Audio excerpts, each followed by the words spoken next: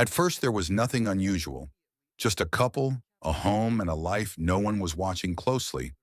But behind closed doors, something was breaking. And when police arrived, one person was gone, and another would never speak again. This is the story of Alyssa Marie Lira, a woman who disappeared across the border after a killing that shocked California. You're listening to Whispers of the Taken. They vanish without warning. Lives are shattered, yet the world moves on as if nothing happened. Some stories refuse to fade, echoing long after the headlines disappear.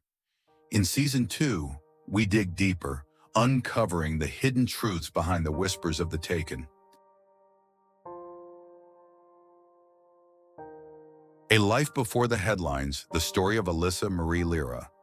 Before her name appeared in headlines alongside words like beheading, fugitive, and murder charge, Alyssa Marie Lira was, by most outward appearances, unremarkable in the way many young lives are.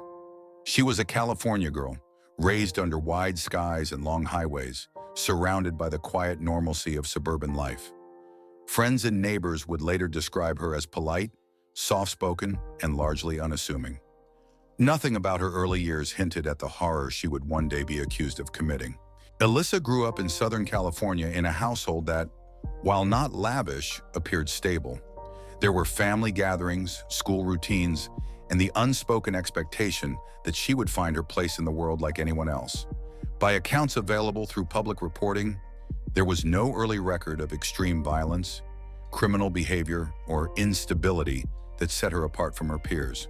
She attended school, made friends, and lived a life that blended easily into the millions of others unfolding across the state.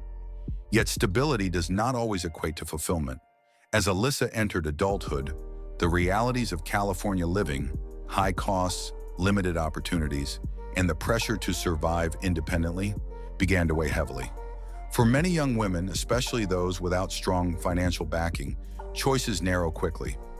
Work becomes less about passion and more about immediacy. Bills do not wait for dreams to mature, a relationship marked by imbalance. It was within this phase of her life that Alyssa met Enrique Gonzalez Carbajal, the man prosecutors say would later become her victim. He was significantly older, more than twice her age, a fact that would later draw attention as investigators began piecing together the dynamics of their relationship. Age gaps alone do not define relationships, but they often bring imbalance: financial, emotional, psychological. According to reports, the two became romantically involved and eventually lived together in Anaheim. To the outside world, they were simply a couple, unremarkable, largely invisible, living their private life behind closed doors. What happened inside those walls is known only in fragments. Prosecutors have not publicly detailed a clear motive. There have been no official statements confirming abuse, coercion, or escalating violence prior to the killing. However, in many cases like this, silence itself becomes part of the story. Relationships that end in extreme violence are often preceded by emotional volatility, control issues, or psychological strain. Patterns that may not surface until it is too late. Whether Alyssa felt trapped, afraid, manipulated, or enraged remains unknown. What is known is that something in that relationship fractured beyond repair. Whatever conflict existed did not resolve quietly. It culminated in an act so severe that it shocked even seasoned investigators. If you're enjoying the video so far, please take a second to like and subscribe. It's a huge help to the channel. Thank you. Now back to the story. The night everything came crashing down. In August 2025, Anaheim police were called to a residence for a welfare check. What they discovered would quickly escalate the case from concern to homicide. Inside the home, officers found Enrique Gonzalez Carbajal deceased. His death was immediately ruled suspicious. Authorities later stated that he had been killed and decapitated. Alyssa Marie Lira was nowhere to be found. The days, or possibly hours, leading up to the unaliving remain unclear. There is no public timeline detailing arguments, threats, or warning signs. What investigators do know is that Alyssa disappeared almost immediately after the incident. Her absence spoke loudly. By the time police began searching for her, she had already crossed the border into Mexico. The act itself defied easy understanding. Crimes of this nature are rare, emotionally charged, and often involve a psychological break or extreme emotional distress. Prosecutors have not stated whether the killing was premeditated or spontaneous. Defense arguments, should they arise, may point to mental health factors.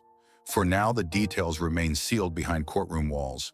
What remained was a life ended, and another unraveling rapidly. A fugitive life beyond the border. As authorities worked the crime scene, Alyssa was already gone. Her flight transformed her from suspect to fugitive. The search for her became a multi-agency effort involving local police, federal authorities, and international cooperation. Mexico offers anonymity in a way few places do. For months, Alyssa lived somewhere beyond the reach of U.S. law enforcement, navigating a life defined by fear and impermanence. She could not return home. She could not contact anyone openly. Every day carried the risk of recognition. Fugitives often live quietly, moving frequently, avoiding connections. Some attempt to blend in. Others isolate completely. There is no public record of what Alyssa did during this time. Whether she worked, hid with acquaintances, or lived off limited resources. What is certain is that the weight of the accusation followed her everywhere. Meanwhile, investigators pieced together her movements. Surveillance footage, border crossings, digital footprints. Small details slowly closed the distance between Alyssa and the inevitable. The capture and the end of the run. In January 2026, authorities located Alyssa Marie Lira in Mexico. She was taken into custody and transferred back to the United States at the San Isidro border crossing. Her arrest marked the end of months on the run and the beginning of a long legal process. She was charged with murder, along with a sentencing enhancement related to the use of a weapon. Prosecutors stated that, if convicted, she could face decades to life in prison. She was held without bail pending arraignment. In court, she appeared no longer as a dancer, a girlfriend, or a runaway, but as a defendant. The girl from California, once unremarkable, now stood at the center of a case that would follow her forever.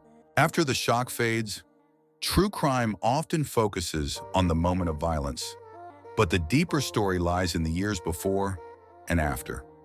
Alyssa Marie Lira's case raises uncomfortable questions. How does an ordinary life spiral into catastrophe?